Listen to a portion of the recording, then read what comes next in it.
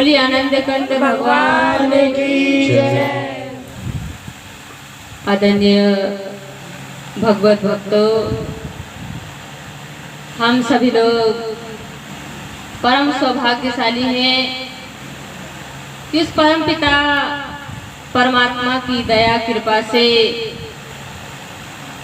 आज हमको ऐसे आत्म अनुभवी संतों का सानिध्य एवं सत्संग की प्राप्ति हो रही है। कहते हैं जब जीव के कई जन्मों के पुण्य उदय होते हैं तब ऐसे संतों का सानिध्य प्राप्त होता है और तभी जीव को सत्संग रूपी अविरल ज्ञान गंगा में स्नान करने का शुभ अवसर मिलता है। आज हम मीराबाई को याद करते हैं, भक्त प्रहलाद को याद करते हैं। अभी होली का पावन पर्व हुआ और जब जब होली का पावन पर्व आता है तो सबसे पहले भक्त प्रहलाद की याद हमको आती है। जब भक्त भक्ति मार्ग में आगे बढ़ता है, धर्म के मार्ग पर चलता है, तो उसको नाना प्रकार की समस्याओं का सामना करना पड़ता है। चाहे मीराबाई के जीवन में देखो, भले ही हमारा कोई उनसे रिश्ता नहीं, हम अपने रिश्तेदार जो दादा परदादा है हम उनको याद नहीं करते, पर मीराबाई को याद करते, भक्त प्रहलाद को याद करते हैं, क्योंकि उन्होंने भक्ति मार्ग में अपने आप को मिटा दिया। ऐसे ही आपों की तरह संसार में रहते थे। मीराबाई का जीवन देखो, आपके ही राजस्थान की मीराबाई थी और मीराबाई जो है सत्संग से इतना अटूट प्रेम था, इतनी सत्संग से लगन थी कि कहते हैं राजसी वस्त्रों को त्याग करके दासी के वस्त्र पहन के कहाँ जाती थी? सत्संग में जाती थी। और अभी हम आश्रम में जो है बहुत सारी माता बहनें थी, तो मैंने पूछा कि आप यही के? कहने लगे हाँ भाई जी। तो आप कहने लगे भाई जी हम कभी कभी आते हैं, जब बड़ा प्रोग्राम होता है तब हम आते हैं। तो हमारा प्रेम कैसा है और मीराबाई का प्रेम कैसा था वो हम खुद ही, हमसे ज्यादा और कोई नहीं जानता। बच्चा यदि स्कूल में कभी कभी जाए और हम उससे अपेक्षा रखें कि वो पास हो जाए तो ये असंभव है। सत्संग क्लास में रोज बच्चे को जाना ही पड़ेगा, चाहे वो कितना उसका मन लगे ना लगे, फिर भी हाजिरी लगाने उसको जाना ही पड़ेगा। इसी प्रकार हम यदि कभी कभी सत्संग में आ गए, बड़े बड़े प्रोग्राम में हम आ गए, तो उससे हमारी लगन और हमारा प्रेम भगवान के चरणों में नहीं होगा। तो हमारे संत यही समझाते हैं कि वास्तव में आपके शहर का भी, गली का भी नाम भरतपुर है। सुनकर तो ऐसा लगता है कि प्रेम की ही नगरी है, जहाँ मीराबाई का इतना भगवान के चरणों में अटूट प्रेम, और भरत तो भगवान श्री राम के चरणों के लिए जो है कितने ललायित थे और उन चरण पादुका को अयोध्या में रखकर उन चरणों की पूजा किया करते थे। तो ऐसी नगरी में हम हैं और वास्तव में भगवान यही कहते हैं कि भाव का भूखा हूँ मैं, भाव एक सार है, और भाव से मुझको भजे तो भव से भेड़ा पार है।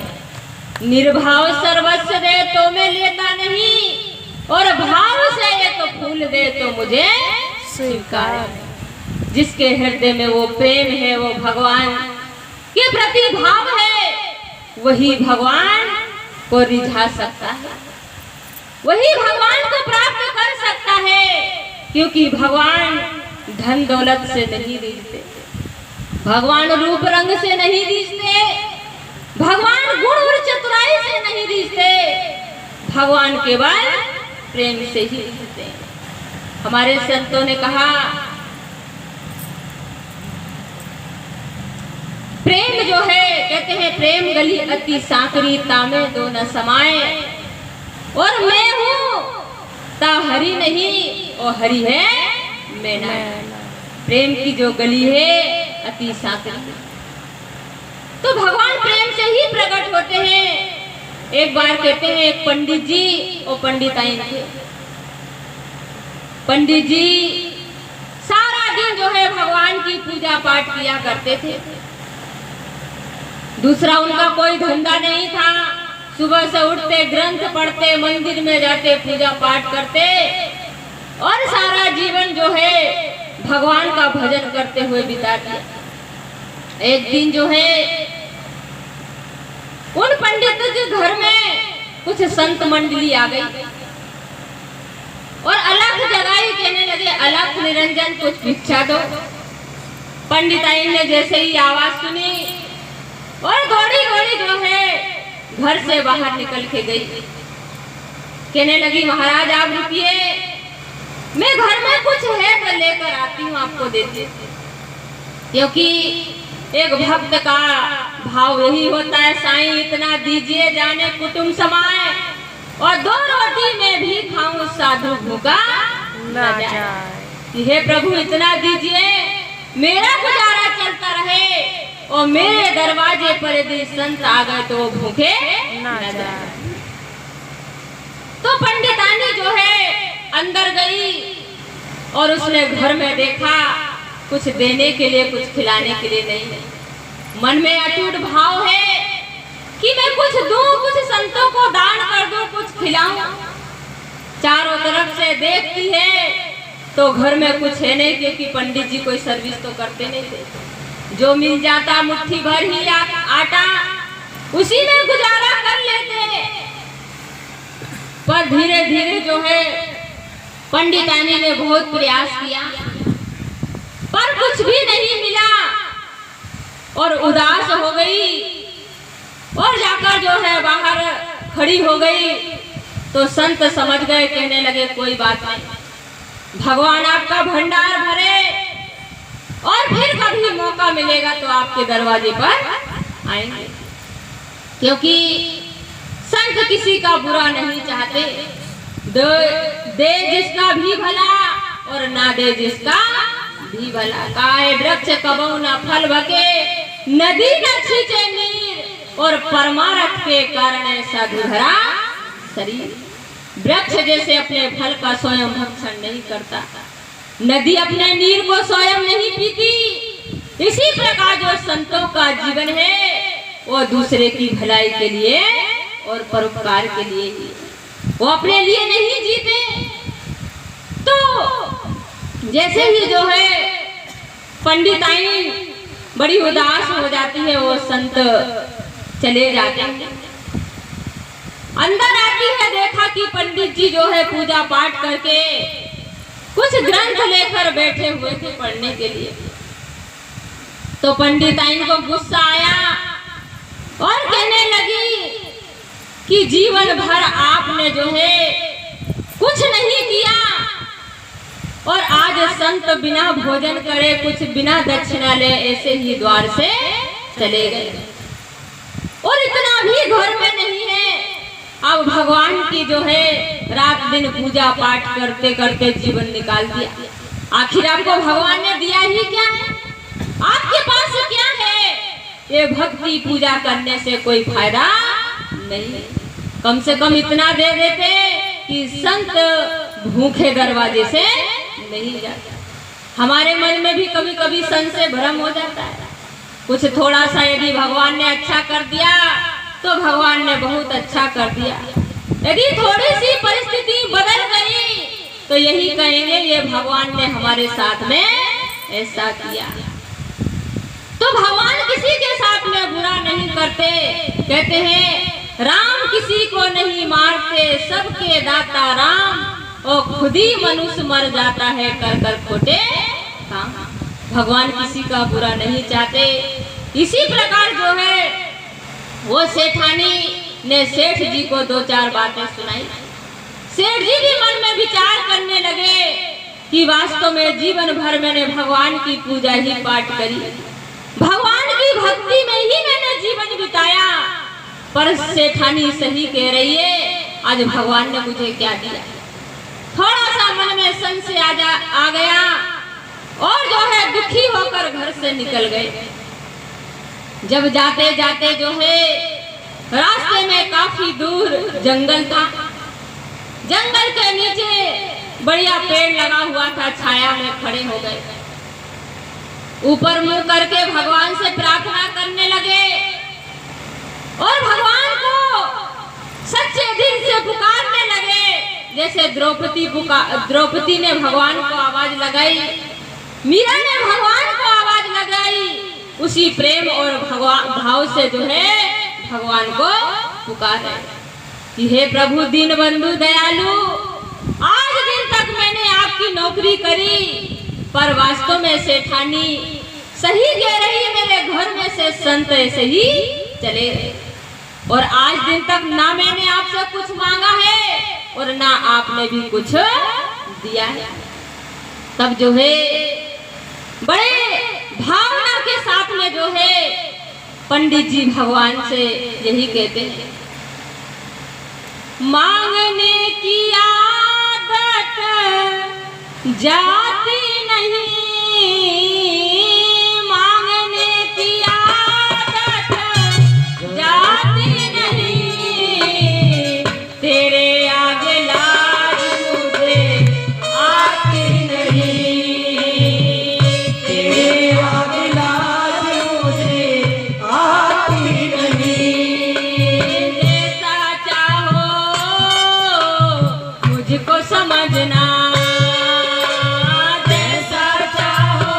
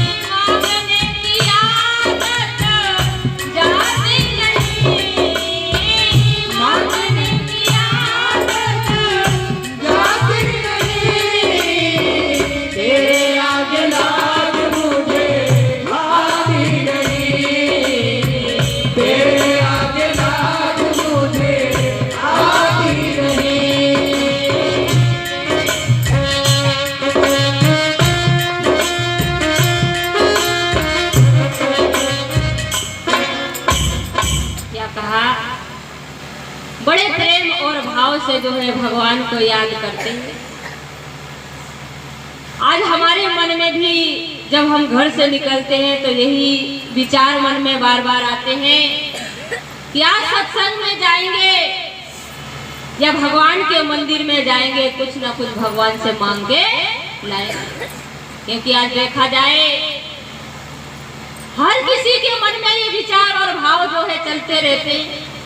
कोई धन की इच्छा करता है, कोई पुत्र की इच्छा करता है, कोई सुख और शांति की इच्छा करता है।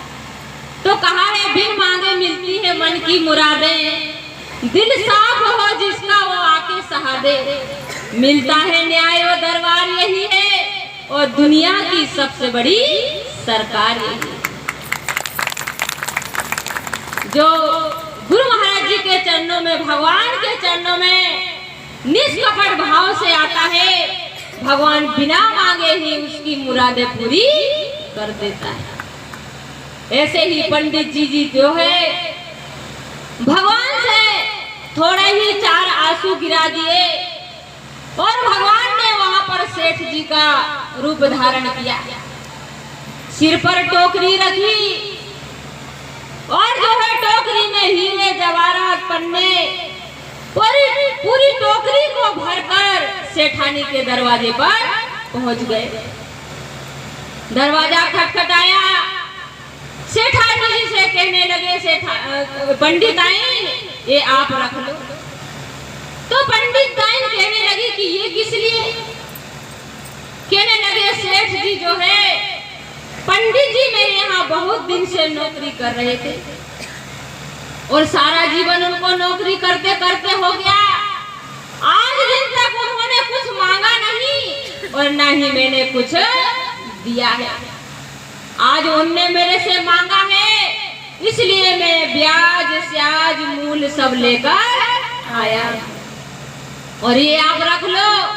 आपको जो जरूरत है वो आप रख लो, अपना परिवार का पालन पोषण आप करो। माया किसको बुरी लगती है? जैसे ही पंडिताइन के घर में धन संपत्ति आई, पंडिताइन के तो नक्शे ही बदल गए, घर का सारा नक्शा बदल गया, भाव विचार बदल गए। अब क्योंकि माया आ गई घर में, अब घूमते फिरते शाम को जो है पंडित जी आए तो पंडिताइन थाली लेके आरती की खड़ी हुई है। पंडित जी कहते हैं सुबह तो इसने 2-4 खरी खोटी मुझे सुना दी, अभी मेरी आरती उतार। तब जो है पंडित जी कहने लगे कि पंडिताइन ये किस लिए? कहने लगे आपको नहीं पता, आज इतना बड़ा सेठ आया था और जिसके आपने जो है नौकरी करी, और वो कहने लगे कि आज दिन तक सेठ जी ने कुछ मांगा नहीं और न ही मैंने दिया है, और आज उन्होंने मांगा है तो मैं सब कुछ मूल सूल ब्याज सारा लेकर आया। पंडित जी कहने लगे मैंने किसके यहाँ नौकरी करी, मैं तो कहीं नहीं जाता। तो देखा कि एक पेपर में जो है भगवान साइन करके और पंडिताइन को देकर चले गए, और वही लेटर जो है पंडिताइन पंडित जी को देती है कि नहीं ये देखिए जिस सेठ के यहाँ आप नौकरी करते थे। और जैसे ही पंडित जी ने देखा, पंडित जी की आंसुओं की धारा बहने लगी। हे दीन बंधु दयालु करुणा के सिंधु, हमेशा जो है आप दीनों पर दया करते हैं, और मैंने थोड़ा सा भाव मन में आया और 2 आंसू बहाए, आप दौड़े दौड़े मेरी मन की मुरादें पूरी करके चले गए। तो कहने का भावार्थ है माता बहनों भाइयों कि जब जब हम भगवान से भाव से पुकारते हैं, हम कहते हैं भगवान नहीं सुनते, भगवान अवश्य ही सुनते हैं, हर जगह मौजूद है लेकिन नजर आता नहीं, और योग साधन के बिना कोई उसे पाता नहीं।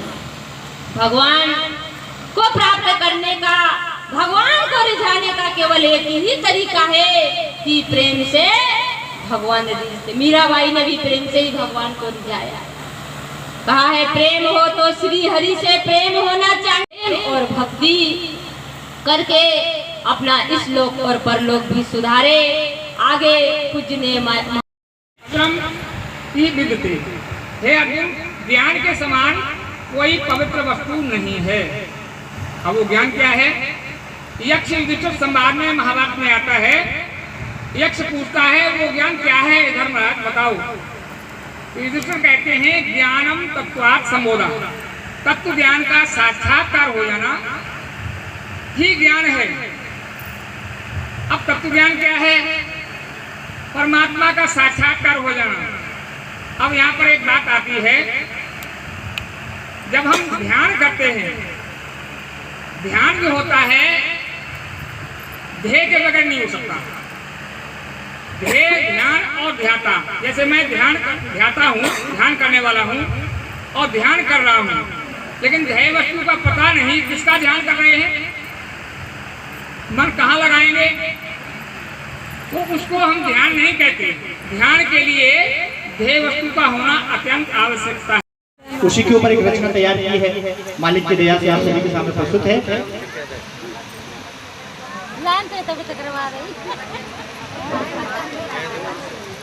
प्रेम से बोलो श्री सद्गुरुदेव महाराज की जय। वो जब सद्गुरु जी भक्तों पे कृपा बरसाते हैं, कोई बात ना कर जिसको करना भव पार उसे संतों से मिलाते हैं।